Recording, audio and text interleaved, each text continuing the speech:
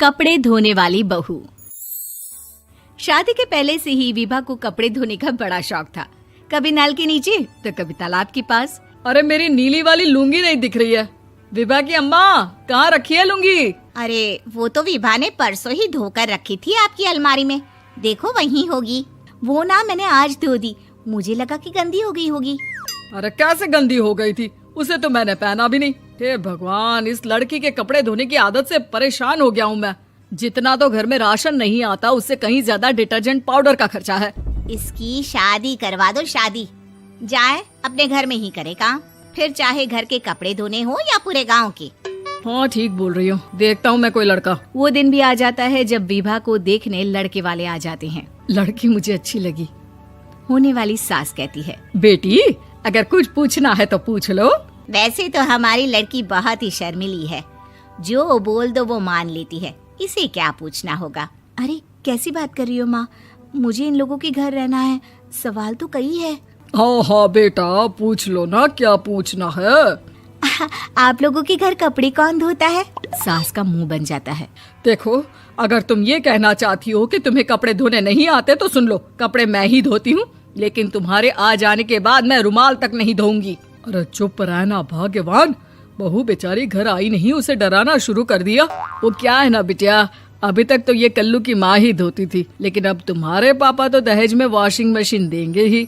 तभी विभा की माँ बोल पड़ती है, सवाल भी पूछा तो क्या। वैसे भाई साहब, मशीन की तो फिर भी कपड़े धोने की कैपेसिटी होती है। मतलब जो बिटिया दे रहे हैं ना विभा, इसे कपड़े धोने का बहुत शौक है। ये आप लोगों के क्या, आस पड़ोस गांव मोहल्ले सबके कपड़े धो दे और उफ तक ना करे।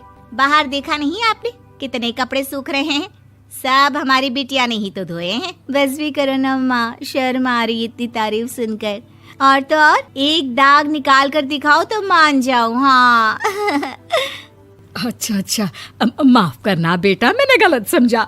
हमें तो रिश्ता बहुत पसंद है। और ऐसे जुड़ जाता है रिश्ता कपड़े धोने का शौक रखने वाली विभा का। उसकी शादी हो जाती है कोयला फैक्ट्री में काम करने वाले कल्लू के साथ। शादी के बाद अचानक विभा चिल्लाती हुई सास के पास आती है। सासू माँ, अरे सासू माँ कहाँ है आप? ये तो धोखा है, धोखा दिया आप लोगों ने मुझे। इसे ससुर के चक्कर के बारे में पता चल गया। अरे तो उसमें तुझे क्यों धोखा मिला है? अरे नल में पानी नहीं आता, कपड़े कैसे कब धुलेंगे? अच्छा, तू पानी नहीं आ रहा उसकी बात कर रही है। तो आपने क्या सोचा? कुछ नहीं। अच्छा, तेरी माँ ने कहा था कि कपड़े धोने का शौक है तुझे, याद आया मुझे। शौक बोलकर कपड़े धोने वाले मेरे जुनून को कम ना आके सासू माँ, कपड़ा धोना मेरा गुरूर है। तभी पति भी वहाँ आ जाता है। अभी मैंने इसे सनी देओल की फिल्म दिखाई है, उसी के डायलॉग मार रही है माँ। अच्छा सुन, साफ साफ बता रही हूँ, पानी सुबह 4 से 6 और शाम को 10 से 12 आता है, समझी? विभा टाइमिंग सुनकर हैरान हो जाती है। ये क्या भूतों का मोहल्ला है? सुबह 4 बजे उठकर कौन कपड़े धोता है? 4 बजे टंकी में पानी जाता है, फिर सारा दिन धोना ना, किसने मना किया? अरे कैसी बात कर रही हैं? 200 लीटर की टंकी में कितने कपड़े धो लूंगी मैं? सुबह ही उठ जाऊंगी मैं। अब क्या था, विभा सुबह 4 से लेकर रात के 12 बजे तक कपड़े ही धोती रहती। एक रोज सास पड़ोस से निकलकर कहीं जा रही होती है कि साथ वाली कहती है, हाँ कल्लू की माँ, जरा ये बताओ कि 2 साड़ी है, 2 ब्लाउज और एक पेटीकोट और एक नाड़े वाला लंबा कच्छा। हाँ तो? अरे तो क्या, कितना लोगी धुलाई ये बताओ। धोबन दिख रहे हैं हम क्या? हमारे पति सरकारी नौकरी से अभी रिटायर हुए हैं और बेटा सुपरवाइजर है कोयला फैक्ट्री में। धोबन समझ रखा है हमें? हाय रे कल्लू की अम्मा, माफ कर दो, वो तो मोहल्ले में यही सब बता रहे थे कि तुमने बहू को कपड़ा धुलवाने के काम में लगा दिया है। सास को पड़ोसन की बात सुनकर गुस्सा आ जाता है। वो घर पहुंचती है जहां घर के बाहर ही इतने सारे कपड़े सूख रहे होते हैं जितने कि किसी धोबन के घर पर। अरे ओ कल्लू की दुल्हन, बाहर निकल। माँ जी यहीं आ जाओ, बाथरूम में चादर धो रहे हैं हम। अरे अभी हम धोते हैं, तुमको बाहर निकलो। ये आस पड़ोस वाले बोल रहे हैं कि हम बहू से कपड़े धुलवा कर उसे कपड़ा धोने वाली बना दिए हैं। अरे छोड़ो ना माँ जी, किन लोगों की बातों में आती हो?